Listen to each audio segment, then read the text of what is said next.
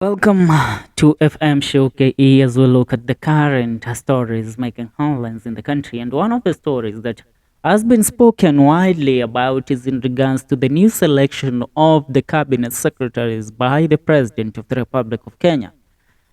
President William Ruto surprised many today after going above and beyond in trying to reconstitute his cabinet.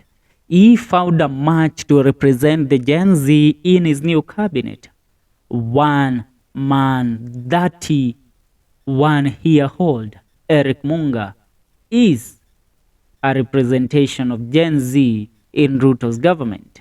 Eric Muga a step away from joining list of Kenya's youngest ministers. At 31 years, Eric Murithi Muga is one step away from joining the list of Kenya's youngest ministers after being named among the 5 new cabinet secretaries nominees by President William Ruto on Friday. He is also said to join President Ruto's cabinet as an outsider to the political establishment, having served as an engineer for the past 8 years.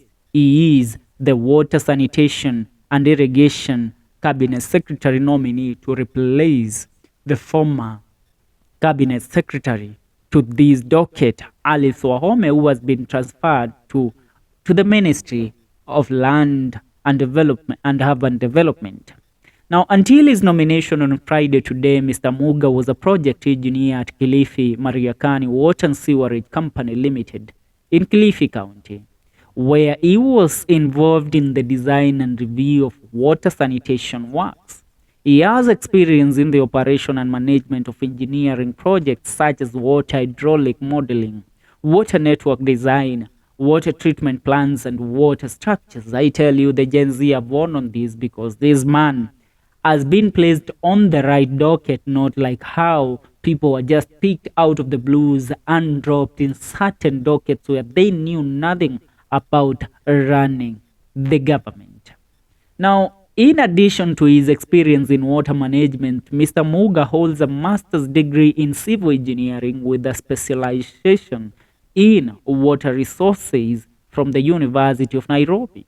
He also graduated at the top of his undergraduate class at the University of Nairobi with a degree in civil engineering.